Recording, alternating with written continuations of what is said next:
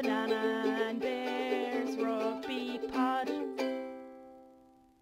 Be quick now because the daylight will be gone here and we'll be sitting in the darkness. I also have no charging port, so we're gonna be fast. And go on, the other thing is, it's a very cloudy night, which is a bit shit because apparently we'll be able to see the Northern Lights tonight from Ireland. Donegal, I just saw pictures from Donegal last night. They looked unbelievable. And Sligo, I couldn't believe it either. It's class. Are the poles shifting? Is that what's happening? Are we going to end up being fucking cold and being, because they say the poles are shifting? Well, they could be. But you know where I was today? Has the podcast started, by the way? I think it has. But do you know what? We're right into the Northern Lights here. I know we're supposed to be a rugby podcast, but Jesus Christ, I think this is worth talking we get about. Back to that. Rugby is, the Northern Lights have been around longer than Johnny Sexton. Anyway. Careful, you're in like deep South Dublin right now. So just be careful what you say there. Yeah. No, do you know where I was today, right? Because I was at a wedding over the weekend in County Meath, and I passed signs on the way for Newgrange. And I have never been there before, but I studied Leaving Cert art, and like you study Newgrange to death. Like you know all the symbols, the direction of the swirls, and like the center, like on the entrance stone, there's one little line that's kind of off center, and then 4 spirals to the right. Like we knew every inch of like the exterior and the designs and all the Celtic symbols and all the rest from art, and I'd never been there. So today I was like, I'm going to go on my way home. It's so cool, isn't it? It's one of the coolest. Now here's my question to you, and this is a very popular thing right now. They reckon, obviously, we can all agree it predates the pyramids, but sure, who knows? And they went, it's maybe 5,000 years old. I wager it's way older than that. Way older than that. I think we're talking 20,000 years ago. I think Newgrange is. Yeah. Minimum. Because I was thinking about this, and I think about this a lot, and I wanted to ask the guide, but she actually kind of answered it before I got a chance to even ask. What I was wondering was, have we already found out everything about this? Like, have we reached the limit on what we can learn about this? Because we know very little about the people. Yeah. We don't know what they wore. We don't know we kind of put this pagan music and stuff with their rituals, and we don't even know what they used Newgrange for, like. But they are still discovering more and more things from DNA samples. Right. Yeah. They're still learning. And you know what they did? So this made sense to me how she explained it. And we'll get on to the rugby. Rugby seems so insignificant when you talk about it. It's definitely coming. The rugby is definitely coming. Maybe we could find, if we're really good storytellers, we could find an amazing segue at some point to get into the rugby rather than just a chop change. Like, well, let's see, can we navigate? The summer solstice, the winter solstice, and perhaps the celestial being that possibly Caelan Doris has become. Like, could be that Caelan Doris is related to these people. Is he Finn McCool reborn? Like, this is. Could be. Yeah. Because I'd say that's kind of what they looked like. He's got like bright blue eyes and like kind of. There's not so Scandinavian, like kind of Viking, Irish Viking style. Anyway, I totally forget what I was going to say. How the new DNA that they're discovering and stuff like that. Oh yeah, so it was used as a burial tomb. So they found different body parts in there. So they believe that it was used to bury people, and one of the bodies that they found and the DNA samples have shown that he only had one genome, so was the product of the same family. Yes. So like incest, not suggesting that anybody is incest, but that they were protecting their bloodline so much, because I reckon that and this is how she explained it, and this is how I was kind of starting to feel about it. Do you know their whole trapping the sunlight of the winter solstice, they wanted to like give off the message that they had superpowers, and they were kind of had this connection with the sun, and people like looked up to them. So to keep that secret safe, like they were just very inbred and protected their bloodline that way. So it could have carried on.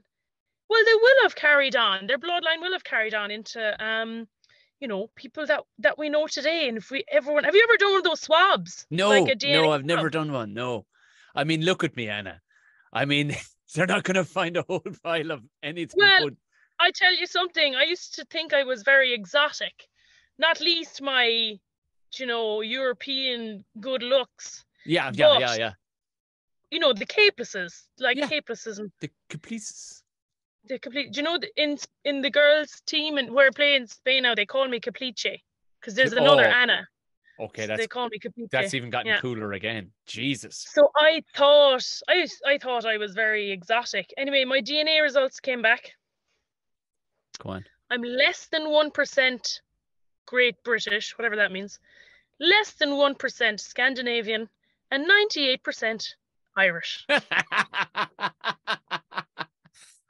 We all I have. couldn't believe it. We all like, have that image of you singing the national anthem.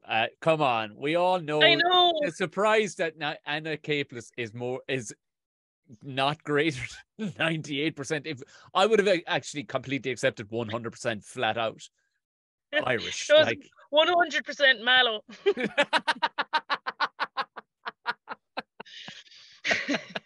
But yeah, maybe I'm the descendant of the incestuous Newgrangers.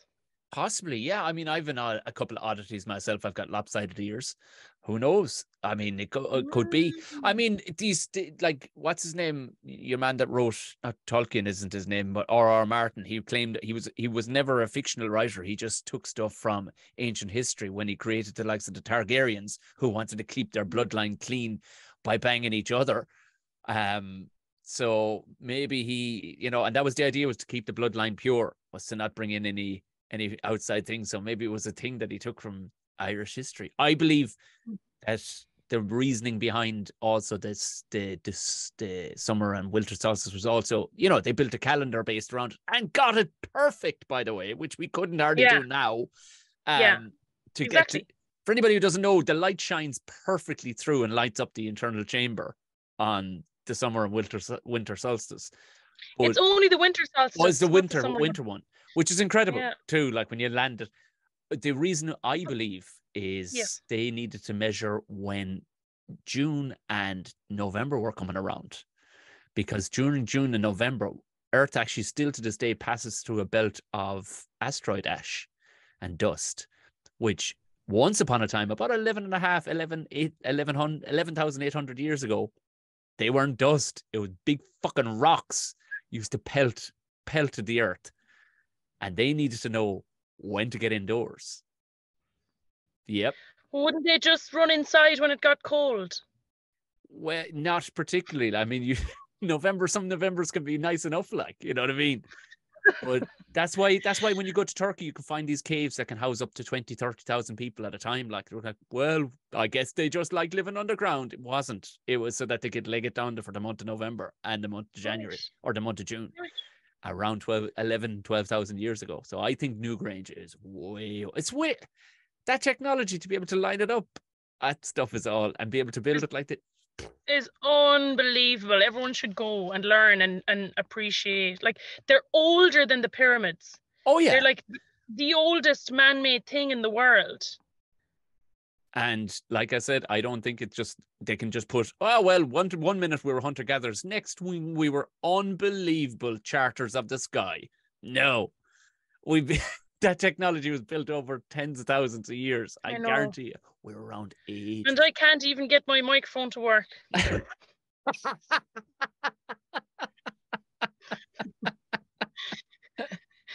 Maybe I'm not part of the gene pool. Or maybe too deep in the gene pool, possibly. That could be it. Anyway, we talk about some rugby. Yes, you missed everything. You were off gallivanting the weekend. You're back in Ireland, gallivanting. I'm back. Yeah, okay, so came back for the wedding. Now I did see I had the match on in my handbag inside the church. You're some pup inside in the church. I've done it And myself, to be honest. Munster were actually playing in the Heineken Cup semi-final during the day of my wedding. Fuming I was. Couldn't pull out the phone then, but to be honest with you, it was on them. It was on my mind. It was. What's the score there, father? It was when the mass had ended and I was in the queue to get out, you know, when everyone's like waiting to salute the bride and groom. So I actually didn't watch it while the ceremony was on. Oh. And we do put this out in video format, but you don't worry about that. Oh yeah. Oh yeah. Anyway, but I listened to a bit on the radio then when I was driving to the venue, and like the bit I was hearing on the radio, Joe, it's interesting to listen to the radio sometimes because the commentators describe a lot of things as well. And what kind of standing out of my mind is he mentioned that Farrell was raging with the players and like glaring at the players at half time for kind of having messed up a little bit. So that was interesting. How did you find it watching it, like from start to finish? How bit of a roller coaster, was it? I mean, there's something built into you, of course, like because you're watching this kind of going, well, it's in Italy. And we can get like, and it's fantastic that they have come on in leaps and bounds, but all the time in your head, you're kind of, there was a petulant child in me watching it going, we should be totally beating these guys. But when you stand back and I wipe the hard drive of the last 20 years of beating the bollocks off Italy and how amazing Ireland have been, you look at it on Cold Light today, Italy were unbelievable. Like, that's not waxing lyrical overusing the word unbelievable. They were literally unbelievable. I could not, like, if I told me a year ago that this was the standard I was going to see of Italy, I go, get the fuck out of town. What you talking about? Well, no, you could not believe what you were seeing. The standard that they're after coming up to. Like, if they got a couple of more weeks together and then got to start their Six Nations, they would have kicked the whole of England. They would have clipped France. Like, I'm not joking with you. They were their accuracy of their passing, the confidence. And the big thing for me was how hard they were hitting. I mean, Ireland haven't been hit that hard so far. They haven't been hit that hard. They weren't hit that hard by New Zealand. I swear to God. They were, and not like the bruises that some of the Irish players must have had. Smashing them in the tackle. Absolutely rattling them in the tackle. Like right up until the last minute. Like crucifying them. Like melting lads left, right and centre in the tackle. It's interesting because like I've always been a huge fan of Sergio Parisse, so like I always you have to feel for him now, don't you? Looking on, like, you know. Oh, the poor fecker. He made worse decisions around his rugby career than I did. But anyway, I always took like interest in Italy, like because I thought he was such a great leader and they were such underdogs and so far behind, and they've played some brilliant matches like throughout the year, but it's always down to their like defensive effort because they can't keep the fucking ball. So it's not surprising me that they're absolutely like killing fellas, because like they'd be, you know, the tackle count would be like Ireland have made 30 tackles, Italy have made 300 tackles, because they were the whole time in defense, like because they couldn't keep the ball. So that's good for them that they're still continuing to improve like defense for longer and bigger hits, because and now coupled with actually having the ball in hand a bit more, like, yeah, no wonder they're improving. Now to be fair, they could have had Ireland too. They could, like, Brex, like, only for the score ended up, it was 34-20. You know, mine, like, there was a point there where, like, it was 27-20 where they could have drawn when only Brex had it in the centre, and he two outside him. They were going full tilt. They were 5 meters out from the Irish line, and the bollocks puts a crossfield kick in. You're like, what? But it's only experience will teach you that. Like, the bollocking, he got off the two players outside him, like, but he threw outside and put it through the hands and go again. But they would have gotten in, and they possibly would have leveled against Ireland. Jesus, yeah. Now Ireland, there was a bit of disruption. There's no two ways about it. They were there. You can't gloss over it. The reason why I would imagine Andy Farrell had a face on him was Ireland weren't putting away some of their chances. Like Lowe dropped the ball before the line. Bundy dropped the ball before the line. Now Bundy was completely at sea in some stages. Like when he took off, he was part of 3 of the tries. Brilliant. But he was rusty. But just to show that now this is, we'll round off the show with this. We're talking about why I need to mention this. We will be given kind of a rugby for beginners. But I think number 13 is the biggest bollocks of a position to play on the pitch defensively. You have to be 2 people. You have to be tight to your 12, but also know that your winger is going to could leave you high and dry to stay out wide also. So you've got to cover wide and cover narrow, either on your right shoulder, your left shoulder. And he was an absolute out and out 12. It was 2 12s standing alongside each other. And Lowe didn't trust him. So a few times Lowe had to step in, whereas Gary Ringrose, if you look how wide he makes himself even look to get across in front of fellas, to push fellas, drive fellas out to the wing. Bundy didn't have that. And also he gave a very naive intercept pass right on the halftime that gave them a massive boost going in at the halftime. And that's why Farrell was walking down the steps and he was nearly going right, I'll get the tee on. And he stopped and looked up and went, Bundy gave this pass. Yeah, that's the bit they were talking about on the radio. He was raging. But like, actually, weddings are a great place to chat about rugby because, like, you don't know people, so the match is on, so you actually kind of you get people from different counties and provinces and stuff, so you get to go down. It's a great place to chat about rugby, and everyone's interested in rugby these days. It's really easy to kind of strike up conversation with people about it. But like, people were saying, it's not great now, and kind of getting a bit frustrated. But like, what on earth would another like clean whistle game have given us? Nothing. Like nothing. It just, and like there was a bit as well that was described on the radio, like where Craig Casey did have advantage and he tried something and he tried to give the big pass or something like that, and 2 players came running in like, what are you doing, like roaring at him, and this is being described like through the radio, and you could picture it like, and I was like, well, look, he won't do it again. Or he'll think about it. He's just learned something big, and they're kind of frustrated with each other. So through that, like, you can't, there's no shine without friction. So I'm great phrase. Yeah. There's no shine. But to go through it, the likes of Craig Casey, he has to learn that this isn't Munster he's playing for. You have to be uber smart. Play. You can't just go off in your little box kick like, all 5'2" of you, or your own little, quick one, and off you go. Yeah, fine. Yeah. If you know what you're doing, it's great. But at the same time, the way rugby's gotten so tight, there's not you wouldn't get a fag paper between some of the defenses nowadays. Yeah, like you say that, and I agree with you a lot. But also, the naivety of a young player can teach a lot to the rest of the squad as well. You might be kind of stuck in your ways, and a young player will come in, like you see it in Capuzzo and what he's done for Italy and how brave he is. But because we've touched on this before, that like, so someone like Craig Casey, it didn't work out, and he was lucky because they had advantage, and that's obviously why he tried it. Because they're playing Italy and he felt like he could and had advantage, so that's why he tried it. I'd hate for him to develop fear, and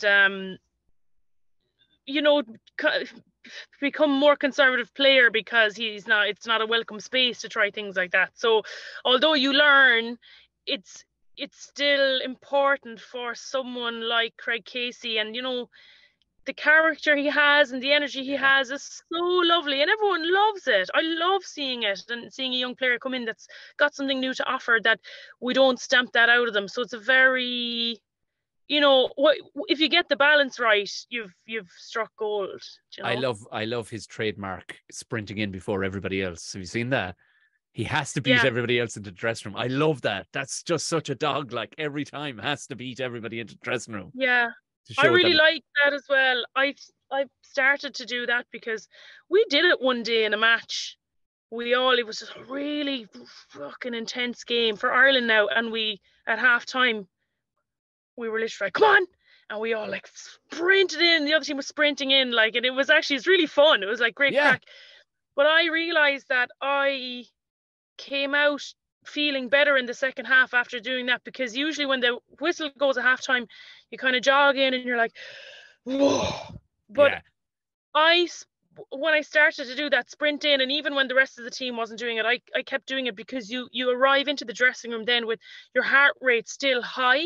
So is it like an emotional dump at the end where you're like, oh, flopping in, but instead you don't let that dog in, like you just go, no, yes, no.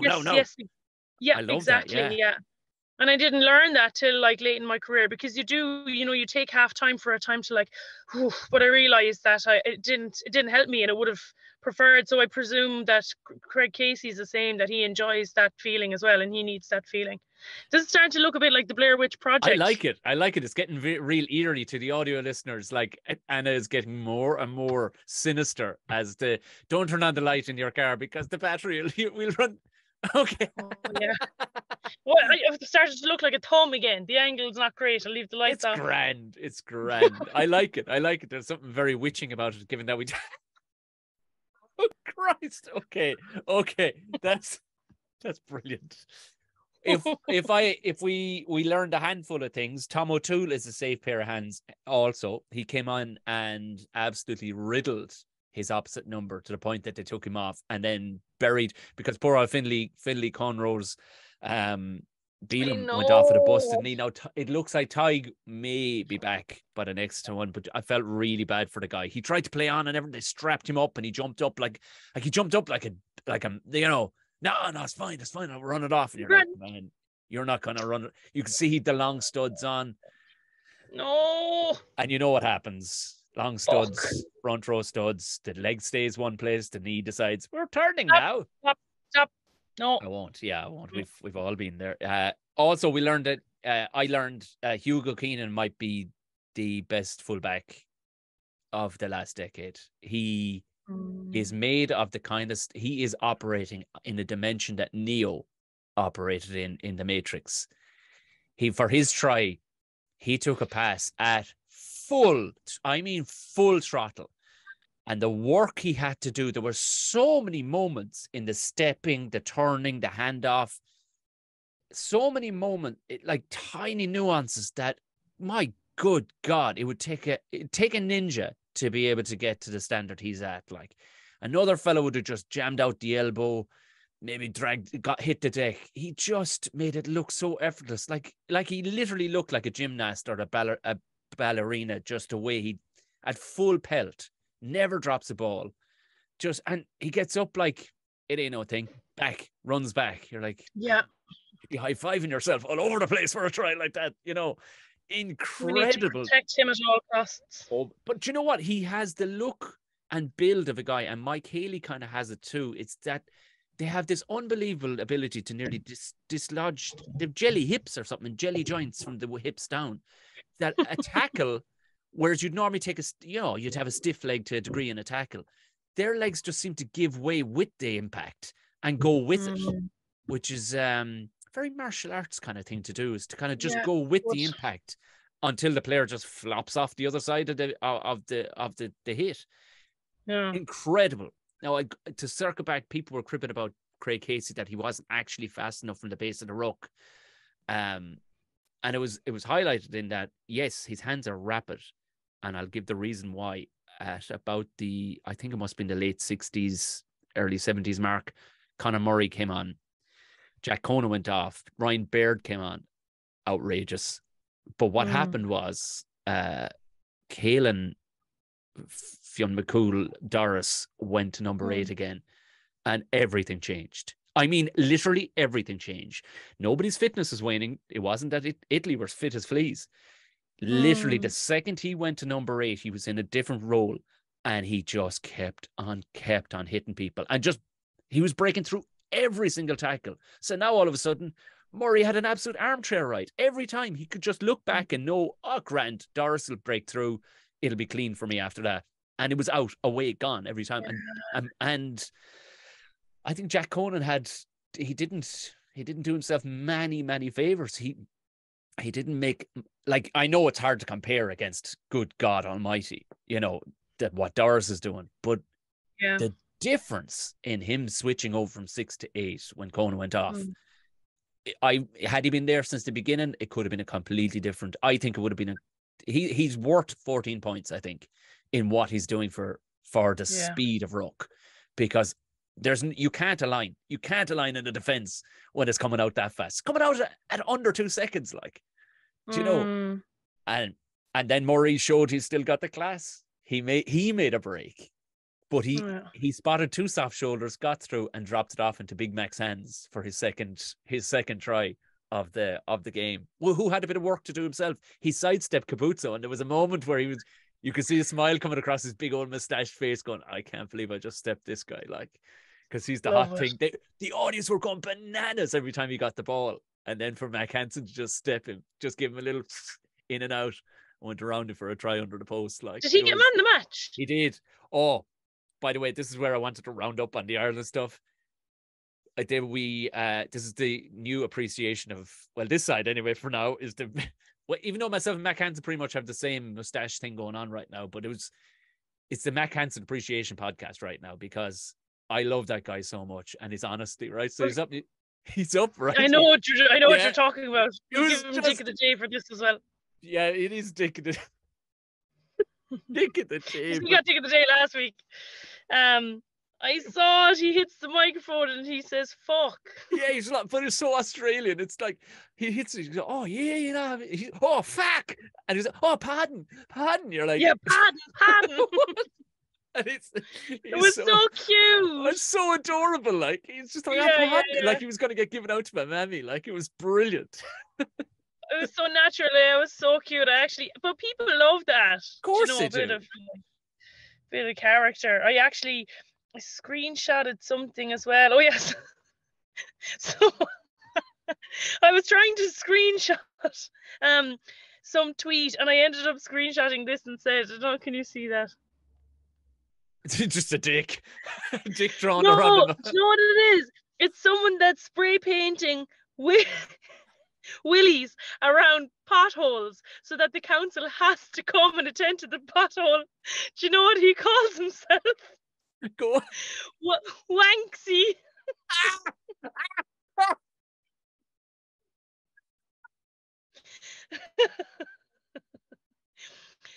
In 2015, a Manchester man started graffitiing giant penises onto potholes so that the council would clear them up faster. He was nicknamed Wanksy. That might be one of the greatest things I've ever heard of all time. That is. And I was amazing. I was trying to take a screenshot of, like, Finlay Beelum has been ruled out for the Rangers, and then Wanksy appears underneath, which is much better content. But we'll get on to Wales in a minute. I actually anyway, yeah. But let's round up with Ireland. Happy with the win. We'll take it. Happy with the win, and we got to. I think why Farrell was, he might have had a face in him in the moment, but I think overall like the Six Nations itself is a little World Cup, and it gives you a good test run to see when the wheels come off the wagon a small bit. How do you handle under pressure? James Ryan was brilliant. I think Ryan Baird might be, God Almighty, he's unbelievable athlete. Like, I think he came on, made an unbelievable steal. He was just Ian Henderson. He's the old dog for the old road, but I think if it's a dry track, I think maybe we might be putting Ryan Baird on instead. I think he just looked like he was made of the same stuff Doris is made of. Whatever not overly bulky, but just iron, just like absolute iron. These guys, like, athleticism to boot as well. On top of that, it was just so impressive when he came on. But I just think, like, the atmosphere, the environment that they have in Leinster is producing something unbelievable. Because I often think about this, the only reason Messi is as good a footballer as he is because of Cristiano Ronaldo. And the only reason Cristiano Ronaldo is as good as he is because of Messi. Because they were pushing each other all the time to beat each other. So I can imagine above in Leinster, they've just fostered this, like, and not to take away from the amazing work that everyone else like does in their own provinces as well, but just like the lads that are churning out in Leinster, I know it's been this way for ages, but just continues its form, like it's just foolproof form, whatever it is. And Leo Cullen has extended his contract with them as well. So like, I don't know, however we bottle that up to kind of, you know, it's the envy of the world, you know what I mean? The way they are at the minute, the way it is. Like when you can pay your rugby coach for a school, if you can pay him 80,000 a year, you know what I mean? Which is what some of these lads are getting. They have psychologists, they have nutritionists. Like I heard somebody talking the other day that you know, they were coaching an under 13 team from, I don't know, we'll say Bray or somewhere else in Dublin, but they played against like young lads who were, you know, they were under 13, but they were going to private schools, a lot of them. So they just had unbelievable training. These guys are pulling screen passes and like phenomenal. Like they beat them like 110-7 or something. Like ludicrous. These lads were playing like pro rugby players at 13, like, you know, under 13. So I know. I'm very envious of it in terms of like women's rugby. I wish we had the same thing. But we don't have to get into it now. If we can for a second, just share a moment about Tom Tierney. 100%. I was going to leave it to the end, but 100% because it's right to do it now because of the Ireland yes, thing. And just talking about even the school system and even like the under 20. I remember saying to you last week that Guinness sent me a pack. I do. I remember it well. My jealousy is still there. I know. I enjoyed it on Friday night, watching the under 20s, and I was on my own at home when I used my little nitro surge and I poured myself a Guinness, and I was like, it was nice actually that no one was there to annoy me. I just had a moment on my own, like thinking of Tom, watching the under 20s, because obviously he was the under 20s coach, and he you know, I just thought it was really a really nice moment to think of him, because he'd only died like that morning. And obviously the message went out, but he used to be our coach in Ireland, and like it's just so incredibly sad. And that's all. I just wanted to talk about him and just say how sad it was, and how we've like lost a huge character there in like pure Limerick man, pure Munster man, like a gas character. And like my timeline of rugby, like rugby players that you never thought Tom might have known or been connected to, were basically tweeting like, this is so sad. Tom was such a character, and like they loved playing with him. And I can imagine, like, even as our coach, he always had like fantastic energy, like to bring onto the pitch, and he worked so hard for us, and he would have always done as a coach. So he's a huge loss. And you know, thinking about, you know, we hear talking about rugby to death and analysing and getting wound up, but like rugby and sport isn't about winning and losing. It's about the people and the moments that like enrich your life. And you know, Tom was definitely someone that did that for a lot of teams and a lot of people. And he, you know, he gave me my first Irish 15s cap, and I remember forever the phone call, Tom Tierney flashing up on the screen. Well, Anna, how are you? Pure like frank. He was delighted delivering the message as well. He gave a lot of girls their first cap, because it was a new era, and like, you're going to start at 6 on Saturday, and you're going to get your first Irish cap on Saturday versus Canada. Like, is that okay? Yeah. He was like, and go out there now and prove yourself, because you're training better than most of them. Yeah, thanks, Tom. And like hang up the phone, and just like, I actually wrote about that in my columns. Like, a coach, after making a phone call like that, they never know what the player does after you hang up. They Yeah. never see it. Yes. But I fell on the floor, bawling my eyes out, because it had finally happened Yes. for me. And I had worked so hard to get there, and Tom was the man who gave it to me. And a lot of players will have the same story.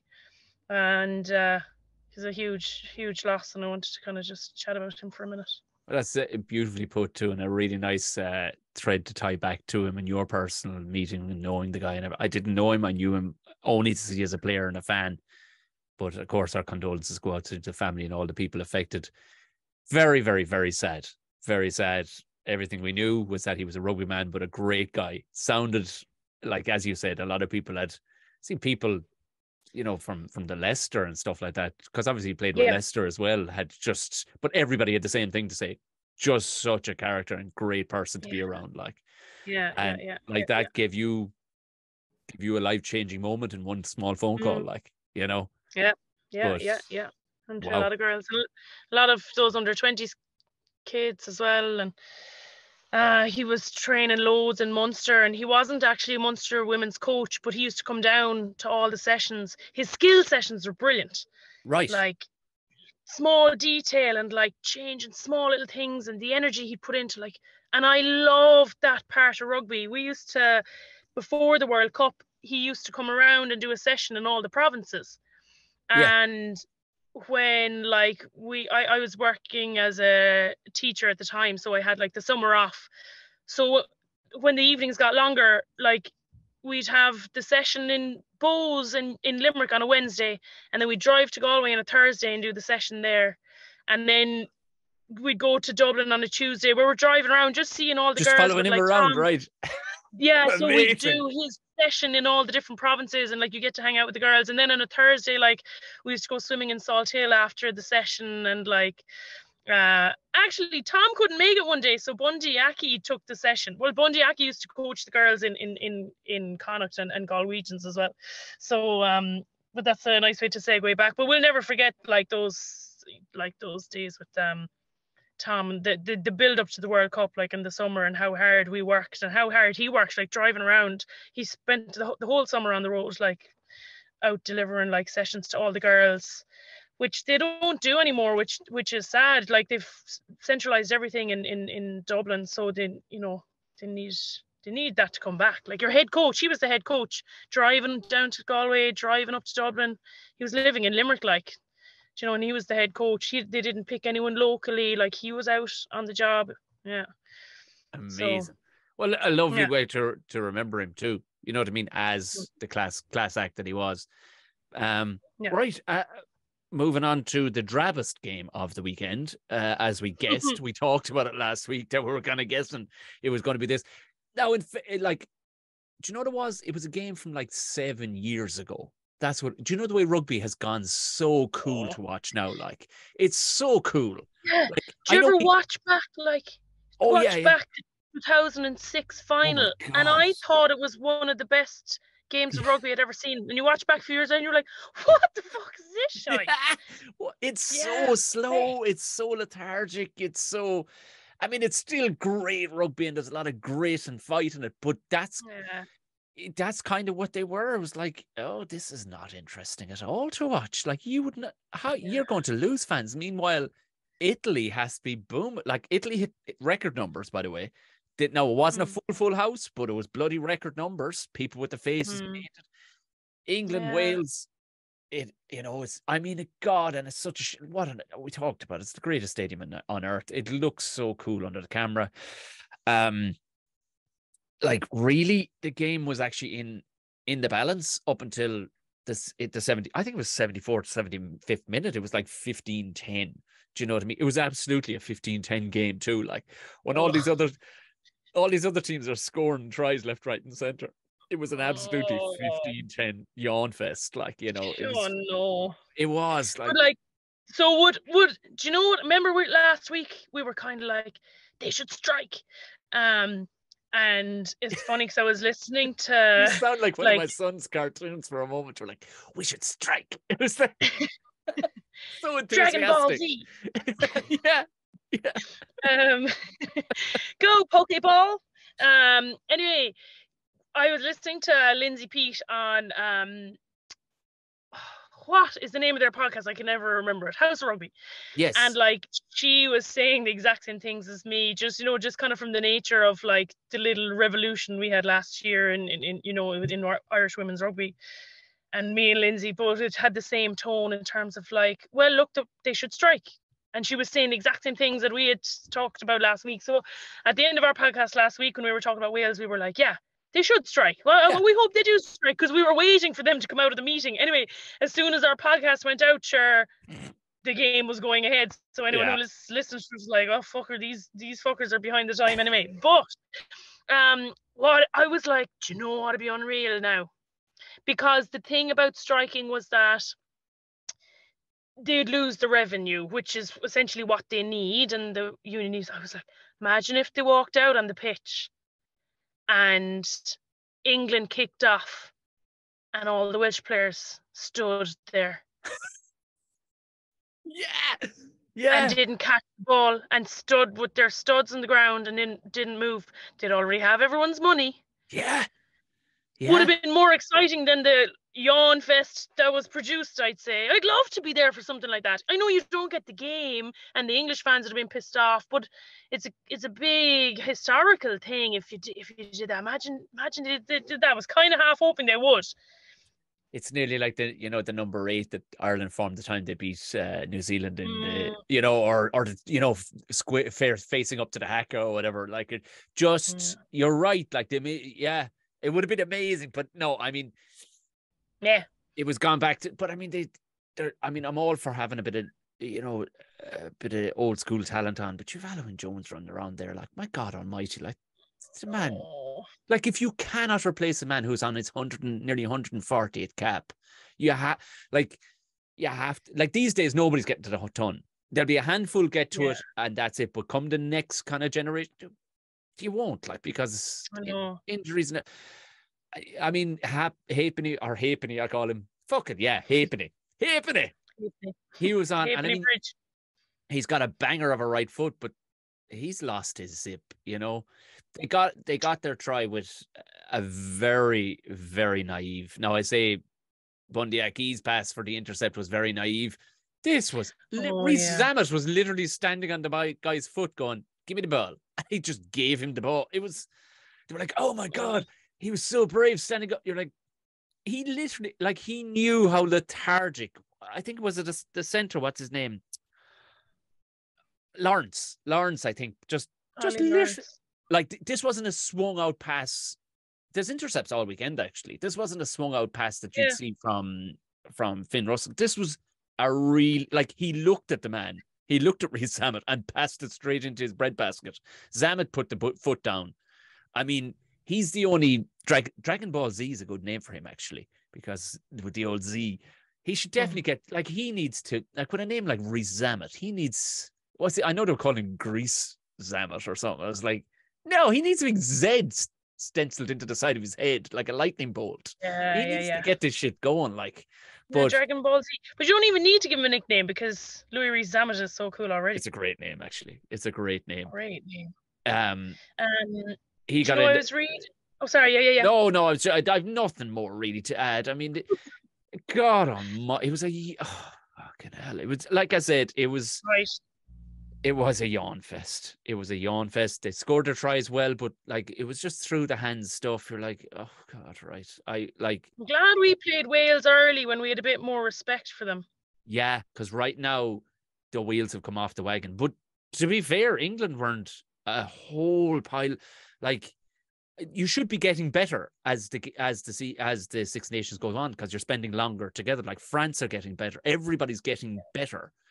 Like, it's like, I don't think maybe it's a game plan scenario with England or whatever, because they've unbelievable players, but there's like, I like I was saying, I didn't see the game, even though the only highlight I saw of it was some poor player got his pants pulled down and his arse came out. I saw that. Yeah. That was the most interesting thing about the game was genuinely, I kind of went back to it a few times going, that's worth seeing again. It's so funny when it happens when Oh, you I see this know. big white arse like glaring into the I'm light. amazed it So doesn't happen more with malls and stuff. I'm amazed it doesn't happen more. Like, yeah, but that's- like you tie your shorts. But I think what's happening in the men's game now is they're not tying their shorts because they want their budgie smugglers to come out because what it looks really funny. for sponsorship? Do you see are they all trying to get the Donegal Caelan deal going on? Like, with him running around in There's the Superman so underpants. many pictures of rugby players and their shorts being pulled down, the budgie smugglers are hanging out, so it's a really cool picture. Like, they're all, I feel like that's what they're doing. So obviously then though, if you get a grip of the budgie smuggler as well, sure, your whole arse will come out. But like, I don't I don't think it's happened to me. If it has, it's because I didn't tie the string on my shorts. But like, do you know, Okay, well, you heard it here tie first. the string in your shorts. This is not only just a conspiracy. This is a straight up flagrant allegation being made by Anna Capeless here on They're our not podcast. they're not tying their shorts deliberately. Yeah, Because there might be a little bit of a win bonus if you do show the other smugglers. Is that what you're thinking? We've mentioned budgie smugglers so often on this podcast, by the way. We definitely need to be getting some. We need to be getting some. I'm off the chocolate for Lent to try and get in shape for summer to get the bod going. I don't know what I'm going to do with it, but because we get a banana, we get a banana and bear pair. Oh, I actually just got a new pair of budgie smugglers, with bananas on them. So brilliant. Did I tell you that I went to buy them in Bondi Beach? A horrendous story. You drove across in the piss and the rain and everything. They sent them to me. Yeah, they actually sent them out to you. They did. Of course they well, did. We go way back. If anybody from Budgie Smugglers is listening, we need a combo, a bear and bananas, not just one a bear and banana and bear on it. Wow, that's an interesting allegation. I like it. I'm running with it. I 100% believe you because you've played at the top level of rugby. You're a barbarian, for Christ's sake. You know all about these kind of things. I could only speculate, and I really hope you're right. Well, they must be comfortable for the lads to play in, because the lads play in their budgie smugglers all the time, but they're swimming togs. They're not underpants. No. But they must be comfortable to play in, because I suppose there's a bit more support in them. But I often think that, like, are they wearing it because it's comfortable or because it'll be funny when they get their shorts pulled down? I hope nobody lands into the middle of this podcast without knowing the full context of things. I hope they do. I really hope they do. And then they write some absolutely scathing review of our podcast going, these two assholes. Just. Well, come here. Listen to this. This is desperate. We don't have to dwell too much on this either, because we move on and talk about the last game before the Northern Lights come out. But someone said, a dozen Welsh rugby players currently earning up to 250,000 a year have been told the most they can be offered next season is £30,000. 12 Cardiff players called into individual meetings of bosses last Thursday. Yeah, off to the Premiership with all them boys. Best of luck. If you have a mortgage and all of a sudden you go from 250 down to 30, sure, that's basic unemployment. You know what I mean? Like, that's an industrial wage. What are you talking about? Like, that's so things are bad. But like I say, and I actually was just thinking this about Leinster a while ago. Do you know, if you're winning and you're doing lots of good things and you're producing winning results, like, I hope the players are happy, because you don't get to kind of stand up for anything when you're winning. So when you're losing is when you can, like, look for the support and look for the, like, you know, so now they've got nothing to lose in terms of, like, fuck this, we need to get things right now. I just don't know who's going to fight for it, because, like you say, it's all the owl fellas that are probably weary as fuck from dealing with the Welsh Rugby Union for years. There's no, like, Louis Rees-Zammit, like, one of the only young ones coming through that has a real big profile, like, will have an awful lot to lose if he's kind of standing there on his own. So I think, they're in dire straits in Wales Rugby. So be interesting to keep an eye on it, because it's not fair. Like, Cardiff, one of the best, if not the best rugby cities in the world, and like the history of rugby in Wales and how brilliant Welsh fans are. It's not fair. So I fucking hope they get it sorted. It's an utter scandal. I mean, when you think Yeah. let's just, I mean, we're both Munster people. You played for Munster, but let's take the Leinster thing. There are so many competing sports in the city. Like, it is, primarily Dublin, but there are so many competing sports. You've Gaelic football, you've soccer, you've hurling at this stage, and so many other sports competing against that people would nail their colours to the mast of. Along with rugby, there's nothing else that they give a shit about in Wales. They don't care about it. It's a religion. Rugby is a religion. It's played in from parts, for the want of a better phrase, rural parts, common parts to posh parts. It's played everywhere. It it transcends all classes in Wales. And it always has. From the mining towns to the wealthy parts. It's such a scandal that it's been handled so badly. You go into like a clubhouse in Wales. Like, actually, when I played for Barbarians and we played against Wales, there's a club. Goodness, the name now slips my mind, but like, it's this. You're forgiven. If it's Wales, you're forgiven. It's got 13 syllables. It's all right. It's fine. It has a difficult Welsh name. But like, something along those lines. But the Barbarians always go and train there. So we trained there with the Barbarians men that day. It was like big mucky pitch, everything got destroyed. But like, the history there, and you go into the clubhouse and all the pictures on the walls and all the crazy club fans, but like, a mining town, and just the connection with the people to the rugby. And like, do you know Guinness?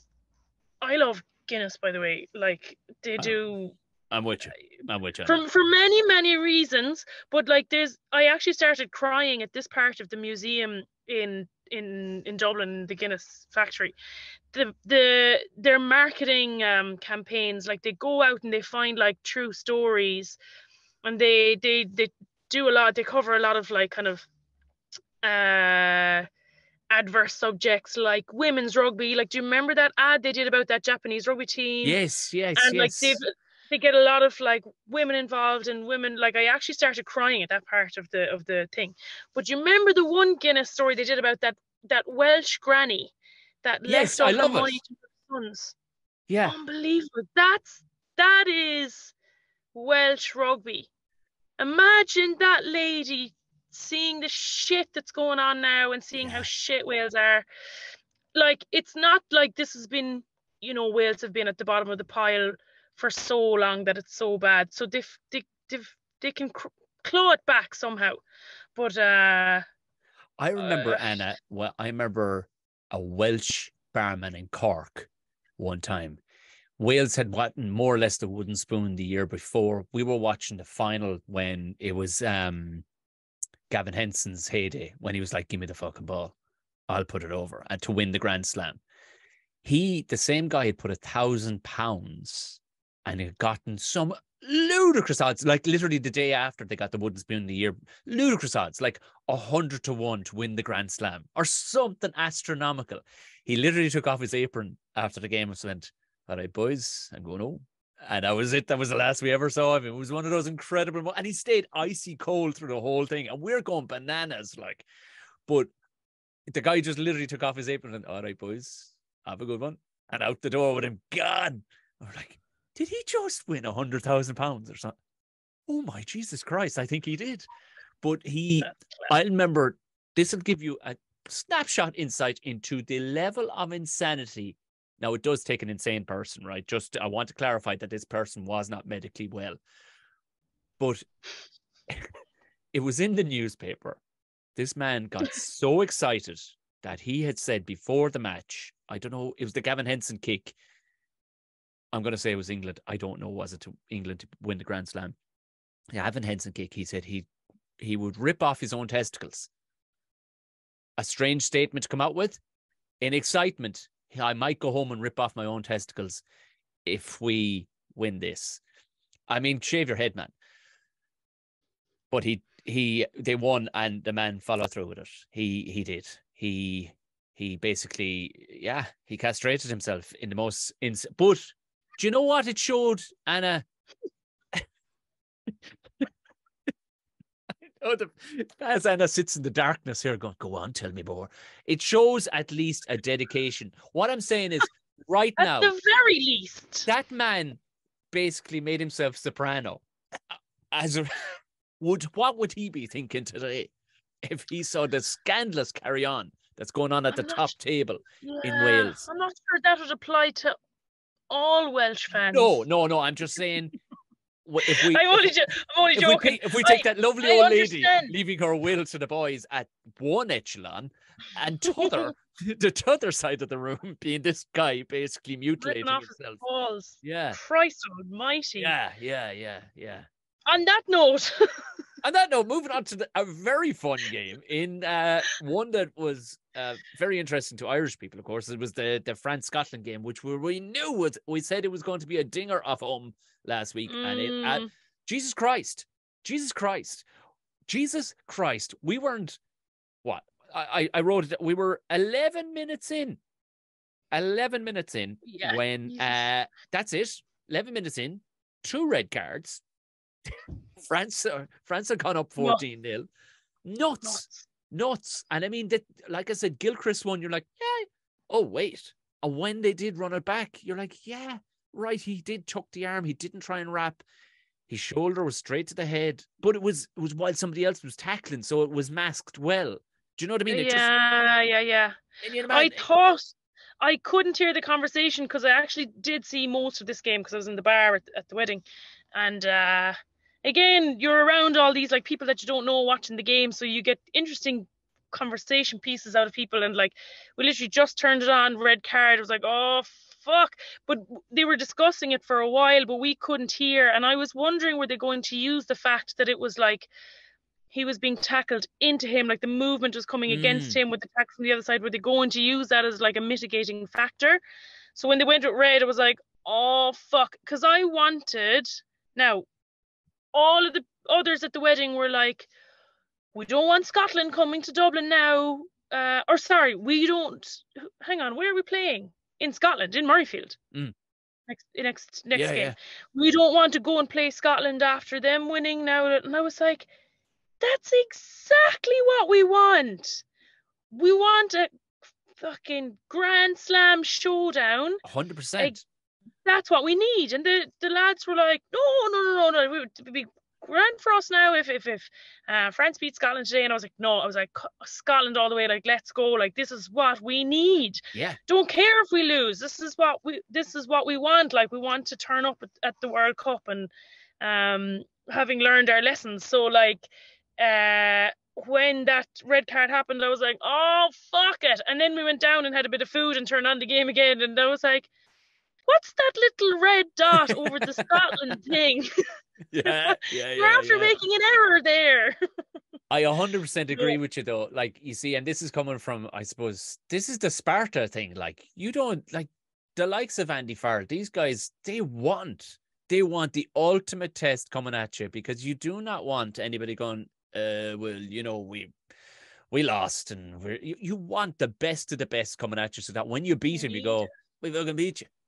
But yeah, and then the second one, like, it was straight out. When they slowed it down, it was I kept on looking at him going, they look like England. It was just the white kept on throwing me, like, because France were playing in white.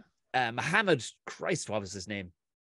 Well, Mohammed, oh Jesus, Hawas. Oh, he just came straight over the ruck, head on. Like, I've noticed of late they're allowing a bit more playing on the scrum halves, and I don't really like it. It's like, and there's a dirty old one too, where the boys just step back with the ball in their hands, and you're allowed to swipe their hands now. And like, but I've noticed that as well, and I've been meaning to read the law around this. But if you're in the ruck, surely you can't touch anyone. Like, you're already in. I think it's different referees. You see it at the URC level and stuff like that. You cannot go near the scrum half. Like, you can't. Yeah. Like, Craig Casey got a time of it at the weekend, like, because he'd go rooting for the ball. The refs seemed to be absolutely okay with, like, he was like, oh, play. He didn't want to be blown up for penalties every 2 seconds, but the Italians absolutely rode that. Like, they found themselves accidentally lying on the ball a few times, slowing the ball down on him. But he got roughed up a few times, like, where the ref was just like, yeah, well, it is what it is. You're like, no, the scrum half is the linchpin to the game being interesting. They are the Mm. fulcrum between the lads blasting over each other and the rockets outside. So if the game is slowed down at that point by skullduggery, you've ruined the game. I get you don't want to give penalties every 2 seconds, but give a couple. Now, fair play. I can't remember this. What's his name? It's not. I keep on saying Ali. It's not Ali. Is his name? Who was scrum half for Scotland? He got basically a cow's head from a man, Mohammed Howes. His head is the size of a cow. It was time and a half the size of your man's head connected with his. Full tilt like a rocket. He came over the top of the ruck. No arms, no nothing. Straight out of WWE, off the top rope. Schmack. And in fairness to him, he rolled up out of it. He was like, all right, that all you like. A lot of heads would have exploded on entry point there, like, because that guy's head was so big. But once they rolled, you have to get up, or else you delay for a second, you're off. Yeah, but so, I mean, there's times too. No, and obviously it's not always a choice either. So, like, fair play, you're right for getting up, but like if you've any bit of kind of consciousness at all, you're like up, which isn't great. I don't agree with it or anything, but that's what players will do. Oh, of course. What I would have done. But and my feeling is, I 100% understand in the moment you're jumping up. No, I'm grand. Well, you're fine. Yeah. Ashley barely connected. I think a connection with the head like that, it has to be taken out of everybody's hands. And a non-rugby person in a doctor just goes, was he taken off? No. What? Okay, Jesus, but because I agree with you there. But I don't think my mind might be playing tricks on me here, but I knew I had it in my head that he should be gone off for a look. Yeah, definitely. I agree with that. Especially if you're looking at it on a fucking big screen and showing it to everyone, just to kind of make that the norm then, as opposed to like a question mark. You took a slap to the head, off you go. Something happened with, and I was reading comments to try and understand what happened, but there was a team doctor intervened at one stage, or a match day doctor, I'm not sure, in some game this weekend with something to say or I'll come back to that. I'll go and find out what exactly that was, but I thought you might have remarked it. But it seemed to be kind of an on the side thing, or did he intervene? Or that sounds really familiar, but I'm drawing a blank on it. I don't know what it is. Like, good God. No. I'll when you have a 3-year-old climbing up the top of your head, jumping off. Yeah, he was very excited he gets very excited watching rugby, but sometimes trying to watch the finer nuances of the thing, they tend to pass me by from time to time, because he's like, this is because he sees a scrum, he's like, yeah, he wants to scrummage the table, he wants to scrummage me, he wants to scrummage the dog. It's high intensity stuff, like, really, but you're watching two games. You're watching a 3-year-old who is as rough as a bullock. And actually, to tell you, but it was, I missed that one. But it was class. Like, if ever we thought that, because Scotland 3 years ago would have, for the want of a better phrase, would have pissed their pants at 19-0 and gone, fuck it, and said back into the sheds. They would have, they wouldn't have had the Stones to come back as hard, because they came back hard. They've done it though. Like, they've done it against England. They have, but you'll have your giddy up against England, but they'll lose to. They lost that match, on the scoreboard the other day, but by Jesus Christ, that was an arm wrestle. They were in it with France. France. Like, they really were. I mean, Hugh Jones was on the right spot, but I just love, there's so many beautiful things to Finn Russell's hands. The man has to ensure his hands and his feet. Even if, for Hugh Jones' first try, with their first try, he's standing close to him, but you could swear that you'd put your house that Russell was going to skip past him, because he tucked in his lip and everything. I was even watching the tiny bits. He tucked in his lip, like you're going to give a big hoof of a pass, swing, which he does. He can do these unbelievable passes that dip up and down, and his hands were gearing up. He was looking way past Jones, and the next thing, his fingers just gave this little 2-meter pass to Jones. Who Jones, which I like the way they spell it, Huw, Who Jones, just shot through, but those, that's what people don't see. They're looking at Finn Russell going, well, he's not the most athletic. You're like, that doesn't matter. The guy's got, He's one of the best actors I've ever seen at out half. He sold everybody. That's very hard to defend as well. Like, if you can use your eyes to look at a space when you know you're going to give a dummy, because often you'll find if someone's about to give a dummy or they know they're not going to give a pass, they kind of look at the ground. Yeah. Or they're staring at a blank space. So like, I'd be like, when I'm coaching, I'd be like, use your eyes to look at the space where you want to draw the defender into. So using facial expressions are way more like effective than people might realize. So yeah, exactly like that. Someone like Finn Russell now who can like, oh, it looked it. Yeah, that's exactly it. He just, the lip tucked in, you're like, oh, this is going 20 meters. And the next thing, little pop. And his hands didn't give away nothing because he the elbows back, but then his fingers just went pip, just popped it out like you would just a little pip out of an orange, just went pip and into Hugh's hands. And it was a beautiful pass. Like, it just, again, so many little micro nuances. You're going, oh God, you're such a good player. Like, and then he got a great try himself towards the end. They're all about the noise. Like, they will come to Dublin all guns blazing. They won't feel that they did not get any shape off a hiding the other day. You know what I mean? We're playing in Murrayfield, aren't we? We're playing in Murrayfield, I should say. Sorry, you're right. I should say that. No, sorry, I confused you there a while ago when there'll be 50 fucking bagpipes out, and they're going to be fucking blue-faced. They're going to because they will come after us, because they'll look at what Italy just did. Italy didn't shy away from us. They're going to go, and it's only Ireland. You know, it's not like, because New Zealand still carries that aura. I don't think we've built an aura yet. Yes, we have the number one spot. We haven't built an aura. They'll try and nullify us every which way. Like, you know, whatever they can do to stop Caelan Doris, they will.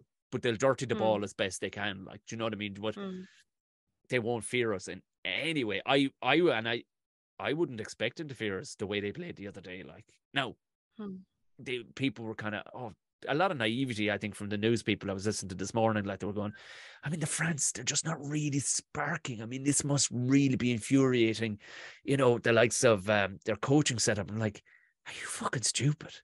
They've got the World Cup around the corner. Do you think they're so naive as to give away the farm to us in the Six Nations? They don't give a bollocks. Not that they don't give a bollocks about the Six Nations. No, I agree.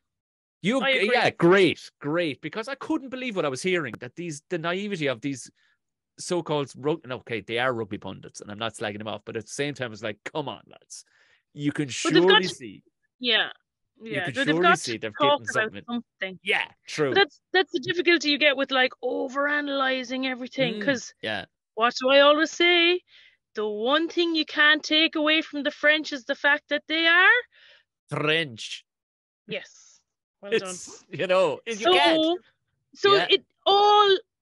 France more than any other team in the world. You could have written a book on them that could be burned in the bin in the morning because they just defy it all. Yeah, exactly. Like, they do it on their terms, that's why we love them.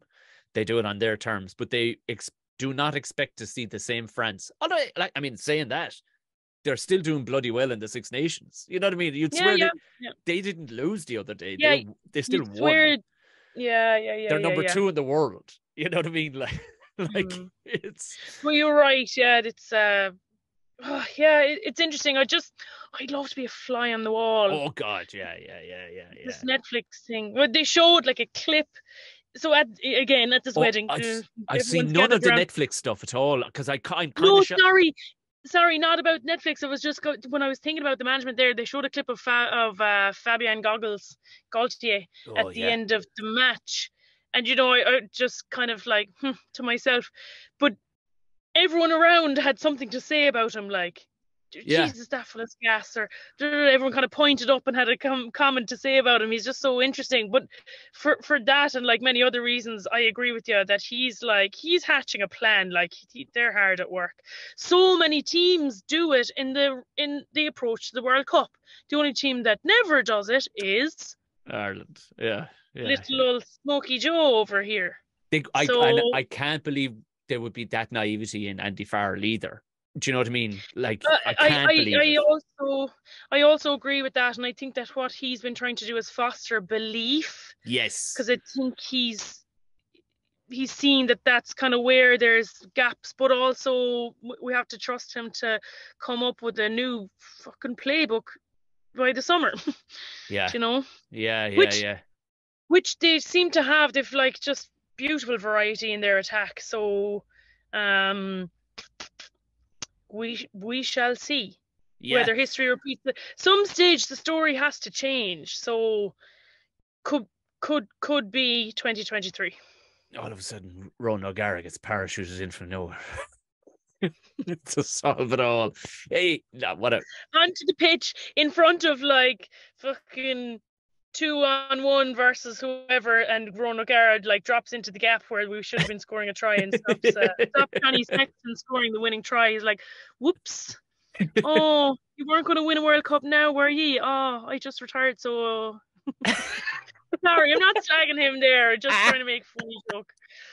But yeah, I like. We have to believe that we're going to see different teams. And yeah, you're right. Fabien Galtier, like he wears those cool. Why do you, look? If nothing else, I'm building a personality around my own moustache. Why do you think I did this? And it's not because I'm that interesting. It's to get people talking about my face. Galtier is a brilliant man. His own goggles would get people talking about that. Nobody ever talks about Sean Edwards. Nobody ever talks about it. But that guy absolutely, he changed the attitude. They were all like fag smoking up until he showed up to a degree where, you know what I mean? Now. Yeah, there was this thing where, didn't they bring them over to, was it last year or was it this year, where they stayed in a 2-star hotel? Class. When they went away. Class. Proper order. He was just like, right, no more fluffing around in your robes and slippers, like, get down into the kitchen, clean the travel pots. lodge. Into the travel lodge with you fuckers. Because this is travel lodge, it'd be grand. Do you know, prior to him arriving, by all accounts, it was a lot of fellas coming out of the top 14 weren't overly, only for the playing bonuses, weren't that caring to go to the national team because like it's not a great environment. So I think all I wanted to bring up, and I'm delighted you agree with me that I'm not a complete lunatic, because sometimes you have to question yourself and listen to these experts going, God, France have rightly come off the boil altogether. And you're like, well, they haven't really. They're still winning. They still have a class setup, and they're still pulling off class moves. And okay. And they're still French. Yeah. But how can you not see just a couple of yards down the road that these boys are taking the World Cup home, that they're not going to bring something amazing for us all to see? Like, but anyway, maybe they're certainly interesting. Maybe they were leaving that gate open for you and me to talk about because they knew we were going to be recording this evening. Maybe I don't know. Maybe. I think Fabien Galtier downloads this podcast. He does, yeah. He actually, yeah. There's there is one person listening in France. I can only assume it's him. It's do we have one French listener? Jeez. No, I don't know. I haven't looked. I haven't looked at any of the statistics since episode 2. So we're getting nice. This fella's very close to my car. Fucking hell! Christ, this would be just all we need now. Surely they have sensors. It's the lovely convertible sensors. I mean. No, expect nothing around where you are right now. It definitely has sensors, but you have to. No, there's a bit of space. Oh no, they've spotted me. He's laughing. He's got. Hello. Anyway, and the light is fucking shining on my face. Great, you pulled in at the dogging spot. Fantastic. Great. Right. I need to go home for my dinner. Will you come on? So we won't come up with predictions, because what we'll do is we have next week's episode and all the rest of it. Because it's a fellow week next week. But what I do want to point out, and I was talking with Anna before this, is that we've gotten some lovely messages, people loving it and whatnot because of our. I wanted to say, I think I'm not now to read between the lines. Our entry level rugby podcast. Maybe we're not as. Maybe we're not as cerebrally brilliant as a lot of the other ones that dissect the game. But that's not why you and I are here. That's not what we're doing here. Exactly. And affirmed was a very nice message on YouTube from someone who said, new to the game, but loving the friendship that you're bringing across in explaining your love of rugby, and it's very good for them who's a new person, a newbie to the sport. And this is what rugby wants. So I think really we're probably the greatest ambassadors for rugby in the world right now, because and that's just, I'm just putting it out there. I mean I'm probably having to put my hand on heart and say 100% I'm correct. But a very valid question, not a request was put at the end. Would we consider putting together an episode or maybe a small series that we might clip if we've time to add it into this, in the explanation of what's going on in rugby? And sure, no better person. I can sit here and just ask Anna. I'll just ask Anna, and Anna will tell us because she literally coaches the stuff. Yeah, we've already included bits, which I think if you are new to rugby, you kind of you might. So we've already talked about technical bits like when we were talking about when you carry the ball in two hands and what does it mean, and even there now, like using your eyes, and like I suppose if you talk about it here, if someone listens to it, like people will look out for that and see that on the pitch then as well. I think I think that's a great idea, and I say that to you as well. Like one of my best friends who she loves rugby and she'd always have it on, but she's not hugely excited by, like, you know, she's not like a nerd. Yes. But she told me that after listening to our podcast that she's become like very excited about the Six Nations as well. So it's lovely feedback to hear. Love that. I love it. It's such a sense of achievement that what we're actually doing, people are going, yeah, great. I love what you're doing, because it's exactly what myself and Anna were trying to do at the very beginning, was bring our personalities across and our love and excitement of the sport rather than getting overly analytical or critical of the thing. Because win, lose or draw, it's still just a class game and there's just personalities involved and all that. So I suppose, if we explain that, so at least people down the pub, if you're new to it and you want to go down the pub and watch it, or you want to go to a game and watch it, because we've all been at games where you're listening to somebody shouting things and you're like, you definitely just read that.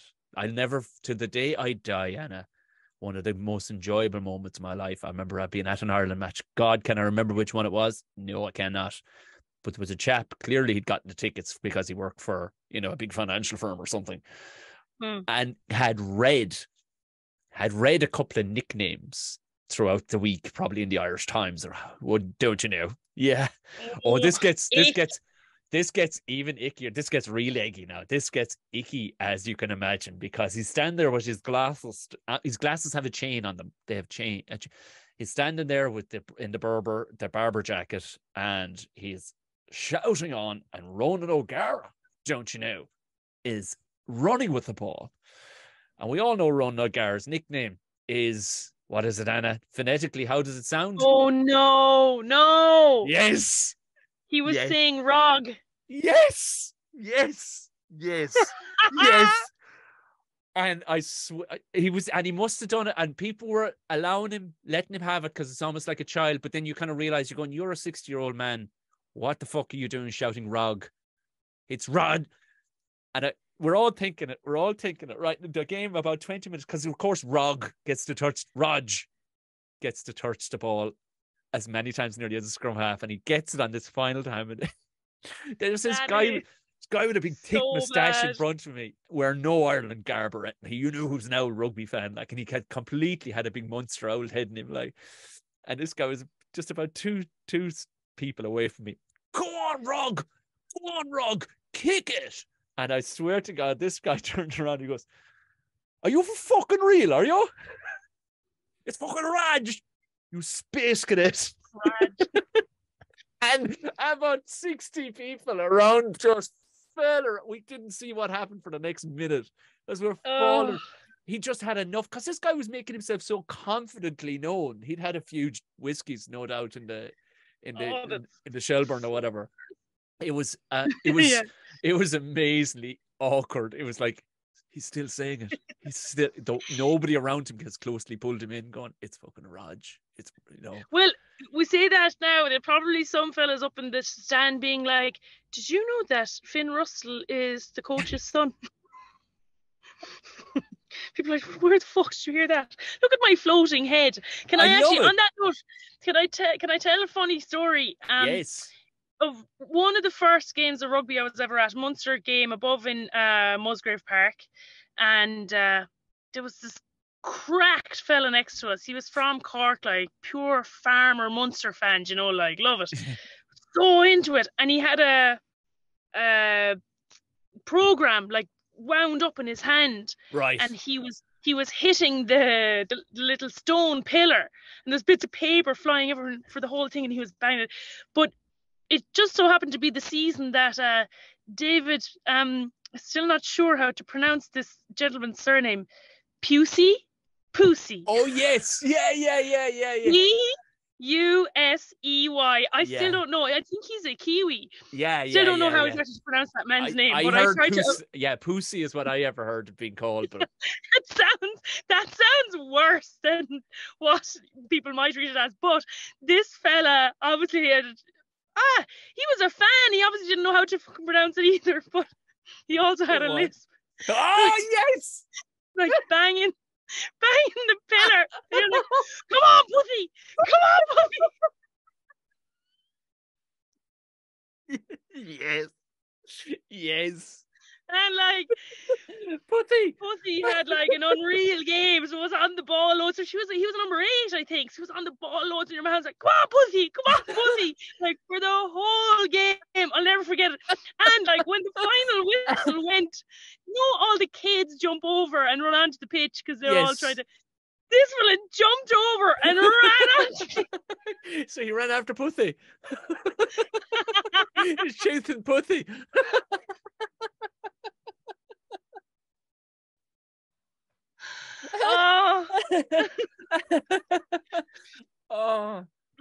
Fucking hell. That's a fucking class story. Oh, that's a class story. So you see why we love rugby. It's all for the little nuances. This is why. It's only, this is it. The actual skill and sport itself is only just a side effect, really, of to what goes on around it. It's the drama, the mental bastards, that's class. Puthy.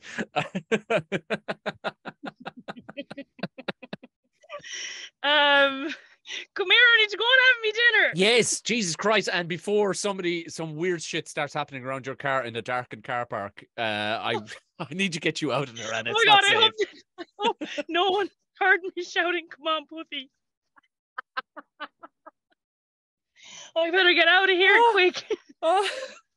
Do you know what? I'm so boring. I'm just here in my nice little podcast studio, and I feel like such a dickhead. You turn up and you're in a cupboard in Spain. You're underneath the back wheel of a bus. You're fucking inside a fucking possible dogging spot in Dublin. I love it. It's not a dogging spot. No, it's not. It's a very posh area you're in. It's very nice, actually. You know, the property is very highly valued around there, so none of that carry on will be going on around there. Yes, we'll be back. We'll be back next week. And remember to subscribe and share if you would, please. If you are listening on Spotify, which most of you are, 5 stars. Ends and lesson. That is no good to myself or Anna. If you are listening on Apple Podcasts, please do leave a comment and the 5 stars as well. It's not that it does our ego any good, but it helps other people find it, the higher the rating and all the rest of it. I don't know how it works, but it does. If you want to get in contact with us, do.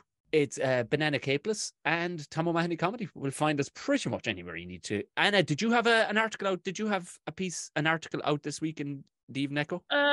Yes, I do. Coming out Wednesday, and it's actually is about Tom. So fantastic. Nice piece to share.